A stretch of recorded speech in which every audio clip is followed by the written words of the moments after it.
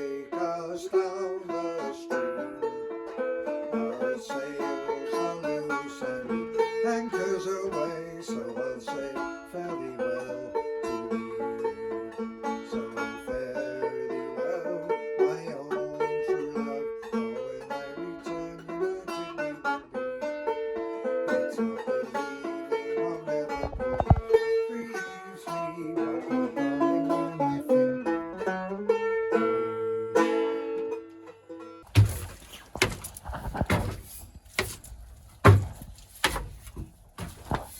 I had it for about 12 years, and people used to say to me, what have you got that old barge for? And without really believing it myself, I said, well, one day I'm going to turn it into a nice house barge. And then one winter I started, about 20 years ago, and it took on a sort of momentum of its own. And it took me 3 winters, I think, working on it all winter. And as I say, I didn't design it, I just let it grow.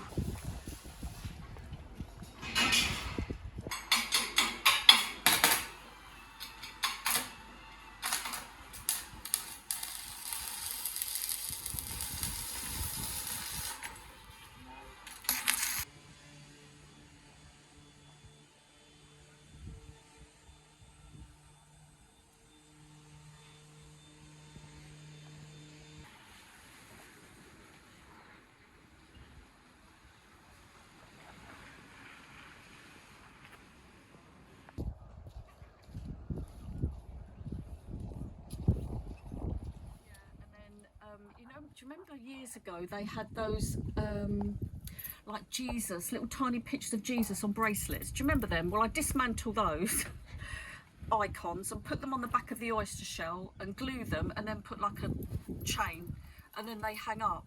And I go around the beach and forage bits of old bits and bobs, you know, and stick that on, and then do the acrylic and then varnish over the top. And I was selling those really well, but I just haven't had the mojo for a year.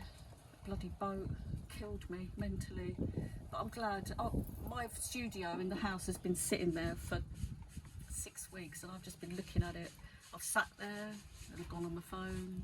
I've sat there, and I picked up and I've looked. Just can't. It's like writer's block. It's really weird. It's so weird. But then when I actually did, now I'm there. I'm okay now. I can do it. I'm so pleased. My mojo's come back. Now I can't wait. I itch to go home now because I want to do some retablos. I've done one little retablo. It's this big. I made the frame, and I've got some fake grass. It's a little tiny figure, and I painted it, and I thought, oh, it looks like Angus from AC/DC. So I painted this tiny little t-shirt, and he's doing that. So then I've added some clouds and a tree, so it looks like he's pointing at the clouds. This little tiny Angus figure. So that's the kind of thing I like to do. One with Barbie hands. I cut all the arms off Barbies. Arms and faces, and I've done put resin in the retablo, and I've done them all coming out, doing different hands, and some I've sprayed silver and some are natural, so they're like sort of like reaching out. And then there's another one I've dismantled a Barbie, and I called it Tits and Ass, and I sprayed the boob silver and the bottom, cut them in half and put them on, and then half a face. Demo says, who's going to buy them? I don't know. It's a bit niche. It's a bit Brighton. I'm too Brighton really, because it's a bit out there, isn't it, for here? But so maybe I'll go to Brighton, try and sell my wares. I asked someone for, have you got any? I wanted a rubber duck, you see. So someone sort of said to me, yeah, I've got some ducks. So I said, how much are they? So he said, a tenner. So I said, yeah, all right. So in any case, he went and got the rubber ducks. I got 4,000 of them. In actual fact, I hung them all round Faversham. Hundreds I hung up. You've got one on your crane thing on the front of the boat. You have a look on there, there's one on there. So it was there the other day. And so if you need some buggy ducks. So I know someone who's a duck dealer. I see you see the old camera, is it? You're going to be famous, Buster. That's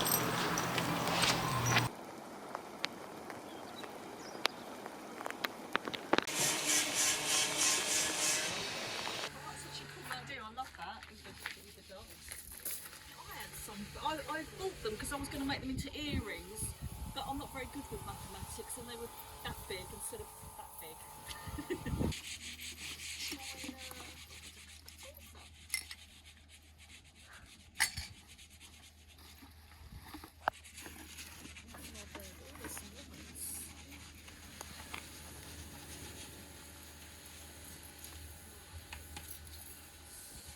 That's lovely. Put that in my hair. It's summer.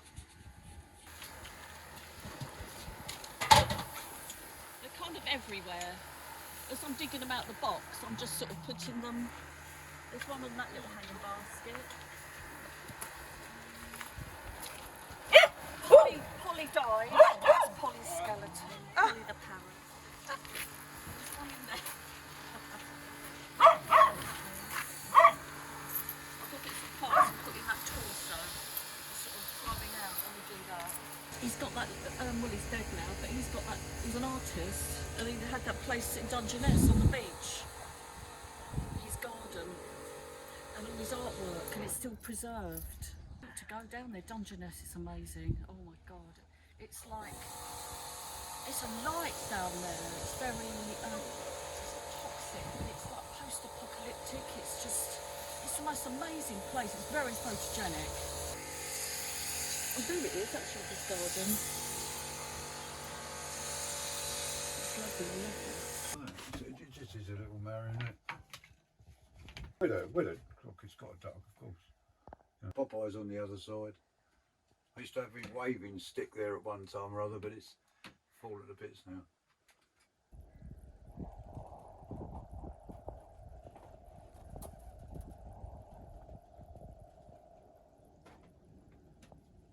There was a container full of rubber ducks for, Bath rubber ducks. I remember that went berserk in the end, and it was all a hoax. There was no container, there was no ducks, but people were finding ducks everywhere.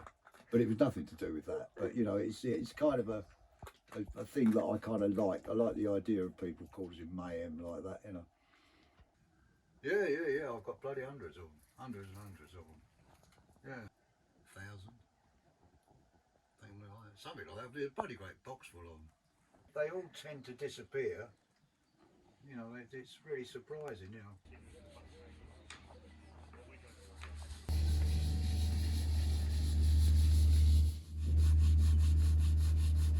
Up here is the big windows and sometimes, there's been 2 or 3 barn owls around lately, and they are the most beautiful birds. They really are. But mostly up here it's sort of water birds, red shank, green shank, common gulls, egrets, herons. The herons are being displaced quite a lot by egrets, which are a kind of heron anyway. But they were unknown in England up till 50 years ago, and now they're very common. Another sign of global warming, I suppose.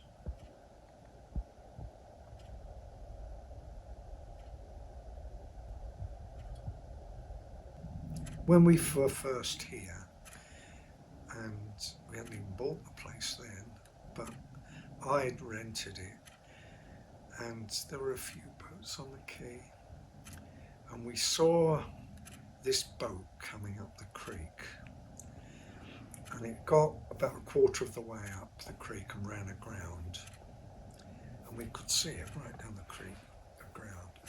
Bloody hell's that? And the next day it came afloat, and it came another 300 or 400 yards up the creek and went aground again. And it went on doing that, and it finally arrived up here about 5 days later, and it was Katrina on that boat over there that look at it now, it's just complete, it's a monument really. Eventually they were living on that little boat, on the quay here and it sank, and they rented a railway shed off of us. And they said, oh, we're going to move into the railway shed till we get the boat afloat. And of course the boat never got afloat and sorted out. And she's lived in a railway carriage over there ever since. Lady, lay across my big brass bed.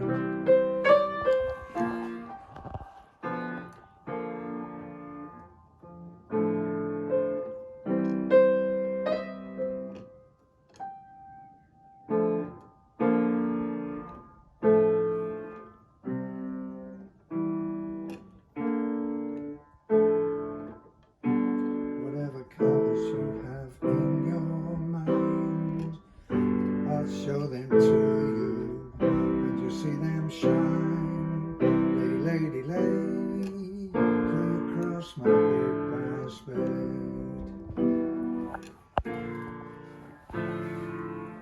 Stay, lady, stay with your man a while,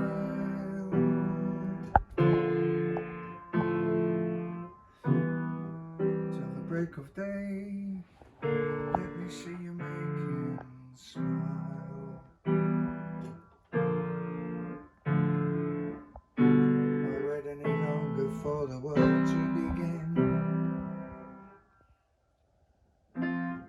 You can have your cake and eat it too. Why wait any longer for the one you love when he's standing